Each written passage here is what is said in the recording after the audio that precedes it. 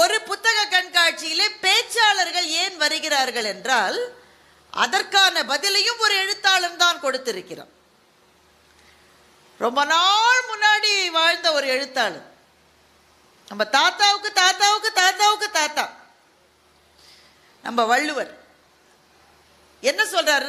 கற்றில நாயினும் கேட்க அஃது ஒருவருக்கு ஒர்க்கத்தின் ஊற்றாம் துணை என்று சொல்லுகின்றார். என்ன பொருள்? ஒர்க்கத்தின் ஊற்றாம் துணை. இப்போ காலில் ஒருத்தருக்கு அடிபட்டுருச்சுன்னு வச்சுக்கோங்களேன், அந்த கால் தன்னுடைய வழக்கமான சக்தியோடு செயல்பட முடியாது. அப்ப அந்த கால் சரியாற மட்டும் என்ன செய்வார்? ஒரு ஊன்றுகோலை வச்சு போவார். இல்ல மலை ஏறுகிறவர்களை பார்த்தால் கடினமான பாதையில போவதற்கு ஒரு கோலை வச்சுட்டு இருப்பாங்க. நம்ம வடிவேலு பஸ்ல நின்ன மாதிரி நாங்கள்லாம் எதையுமே பிடிக்காம நிப்போம்னு மலை ஏற சொல்ல முடியாது. அவனுக்கு கட்டாயமா வேணும் அந்த ஊன்றுகோல். இப்ப கடினமான பாதையில் நடப்பவர்களுக்கு ஊன்றுகோல் துணையாவது போல, அல்லது ஒரு கால் தன்னுடைய வழக்கமான சக்தியோடு இல்லாத போது ஊன்றுகோல் துணையாவது போல, தானாக தேடி படிக்க முடியாதவர்களுக்கு என்ன செய்வதுன்னு வள்ளுவர் சொல். கற்றில நாயினும் கேட்க. புத்தக கண்காட்சிக்கு வருகிறவர்கள் எல்லாருமே புத்தக வாசிப்பில் பழக்கமுடையவர்கள்னு சொல்ல முடியாது. சில பேர் அப்படி இருக்கலாம். சில பேருக்கு எந்த ஸ்டால்ல எந்த புக்கு வாங்கணும்னு கரெக்டா பிளான் பண்ணி வருவாங்க. எல்லாரும் அப்படின்னு சொல்ல முடியாது. மச்சான் போய் பார்க்கலாம், ஏதாவது தேறிச்சுன்னா வாங்கலாம். அப்போ உடனே வீட்டுக்காரமா சொல்லு, போன வருஷம் வாங்கினதெல்லாம் படிச்சியாங்க. அதையே படிச்சிருக்க மாட்டாரு பெரும்பாலும். ஆமா இல்ல அப்படின்னு அவர் நின்றுடக்கூடாதுன்னா என்னன்னா, எதை படிப்பது என்பதை பற்றின ஒரு சின்ன பார்வையை பேச்சாளர்கள் சொல்லுகிற போது இன்னும் அதிக அளவிலே புத்தகங்களின் பால் படிக்கிற அந்த அறிமுகம் இல்லாதவர்களை செலுத்த முடியும் என்பதற்காகத்தான் பேச்சாளர்களை கூப்பிடுகிறார். அதிலே ஆழ்ந்து அவிந்து எந்த புத்தகம் வேண்டும் படித்தவர்களுக்கானது அல்ல. கொஞ்சம் நிறைய பேர் என்கிட்ட கேட்பேன், மேடம் நீங்க படிங்க படிங்கன்றீங்க, நானும் படிக்கத்தான் எடுக்கிறேன், 2 பக்கம் தாண்டல பாருங்க அப்படியே கண்ணு சொருகிருச்சுன்றோம். சொல்லாதையா, எனக்கும் அப்படித்தான் இருக்கு,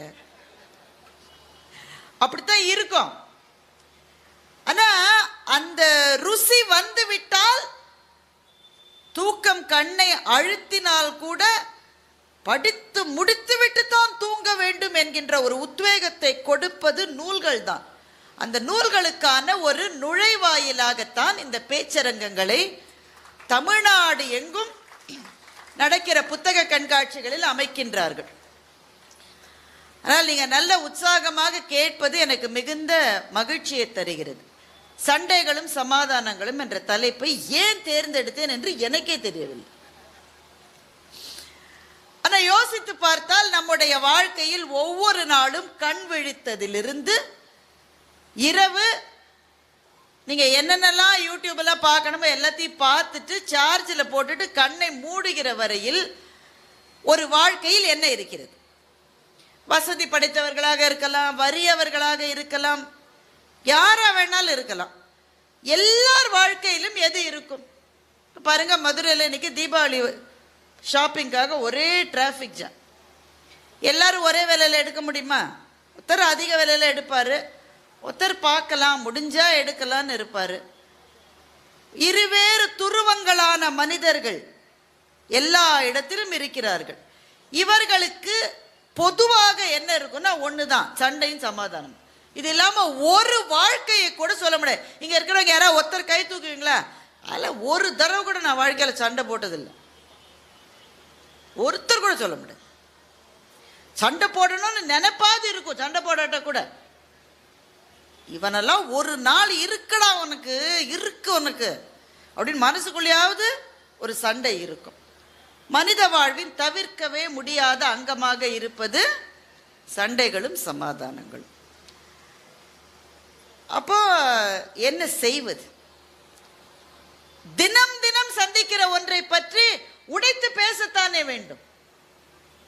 இல்ல உள்ள வரை நாங்க எப்பவுமே மகிழ்ச்சியாக இருப்போம், எங்கள் குடும்பத்தில் இதுவரை சண்டையே வந்ததில்லை. உடனே அந்த வீட்டுக்காரம்மா கத்தும், அந்த ஆள் ஓயாம கத்துறா, சும்மா வந்து உட்கார சொல்லு.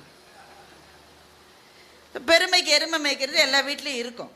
ஆனால் சண்டைகள் என்பது வீடுகளில், பணியாற்றுகிற இடங்களில், தெருவில் ஒருத்தர் காலை ஒருத்தர் மிதிச்சிட்டாரு, மிதிச்சுட்டு நிற்கிறாரு. இந்த ஆள் அந்த ஆளை கேட்குறாரு, உனக்கு இந்த எம்எல்ஏ, எம்பி, போலீஸ் உயர் அதிகாரிகள் யாராவது தெரியுமா? யாரையும் தெரியாது.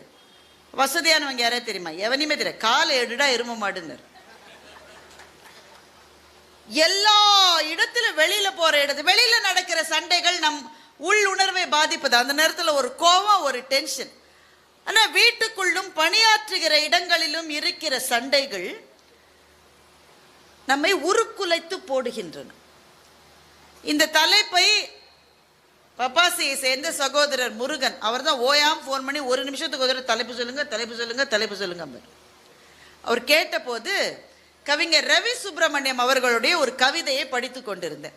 கொஞ்சம் நம்ம மேல மேல போவோம். சில கவிதைகள் கடுமையானவை, ஆனால் நீங்கள் கேட்க வேண்டிய கவிதைகளைத்தான் நான் சொல்லுவேன்.